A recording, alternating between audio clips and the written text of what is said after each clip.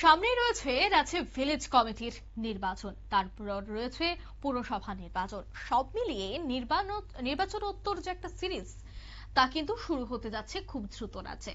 আর তার আগে প্রত্যেকটি রাজনৈতিক দল চাইছে বিভিন্ন অনুষ্ঠানে বিভিন্ন কর্মসূচির মাধ্যমে আলোয় থাকা, প্রচারে থাকা। বামেরাও কিন্তু কোনো অংশে পিছিয়ে নয়। বামেদের পক্ষ থেকে দেখা গেছে যে দুদিনের একটি অনুষ্ঠানে তারা আয়োজন করেছে। দুদিন ব্যাপী 10ম ত্রিপুরা রাজ্য সম্মেলনের আয়োজন খোয়াই শহরের শিক্ষক ভবনে ত্রিপুরা রাজ্য দিনমজুর ইউনিয়নের উদ্যোগে। প্রথমে তারা শহীদ বৈদিতে শ্রদ্ধাঞ্জলি, তারপর ত্রিপুরা রাজ্য দিনমজুর ইউনিয়নের 10ম রাজ্য সম্মেলনটির আরম্ভ।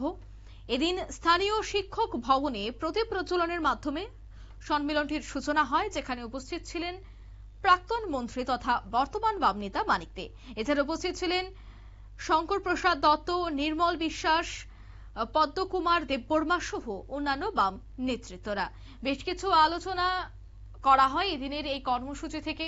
যেহেতু দুদিন ব্যাপী 10ম ত্রিপুরা রাজ্য সম্মেলন হচ্ছে, তাই সেক্ষেত্রে বামেদের প্রথম সারি নেতৃত্বরা আজকের এই সম্মেলনে অংশগ্রহণ করেন। তারপর একে একে প্রত্যেকেই গুরুত্বপূর্ণ বক্তব্য তুলে ধরেন। তবে এদিনের এই রাজ্য সম্মেলন থেকে কি উঠে আসছে, কি বলছেন বাম নেতা মানিক দে, শোনাবো। সময়ে অনুষ্ঠিত হচ্ছে।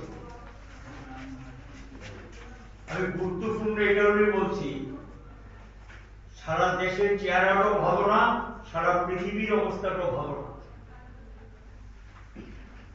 সংক্ষেপে আন্তর্জাতিক পরিস্থিতি, বেশি আমি আলোচনায় যাব না, তবে সংক্ষেপে কিছু কিছু তো বলতে হবে। শ্রমিক শ্রেণী আন্তর্জাতিকতাকে বাদে বিশ্বাস করি। যেমন গতকাল আমরা মে দিবস পালন করে আসি। বিশ্ব পরিস্থিতি একদিকে পুঁজিবাদী দুনিয়া খুব সংকটে নিমজ্জিত, তাদের আভ্যন্তরীণ অবস্থা ভালো না। 2008 সালে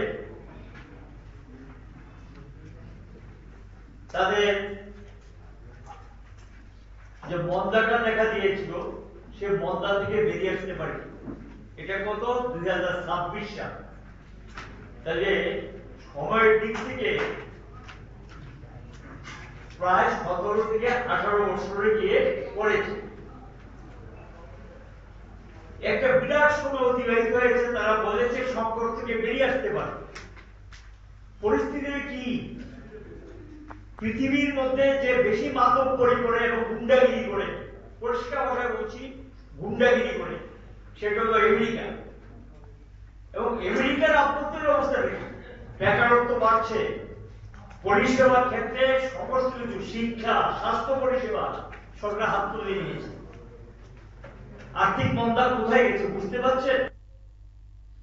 আপনারা শুনলেন আর্থিক মন্দা। বিশ্বজুড়ে বেশ কিছু যে জ্বলন্ত ইস্যুগুলি রয়েছে তা নিয়ে আলোচনা। অর্থাৎ একদিকে যখন সামনেই রয়েছে বেশ কিছু নির্বাচন, তার আগে কর্মী সমর্থকদের উজ্জীবিত করা, মাঠে ময়দানে থেকে কাজ করা, আগামী দিনের কর্মসূচিগুলিকে বাস্তবায়িত করা, এছাড়া কোন ইস্যুগুলিকে নিয়ে তারা আগামী দিনে প্রচারে আসবেন, সবটা বিষয় নিয়ে কিন্তু আলোচনা হয়।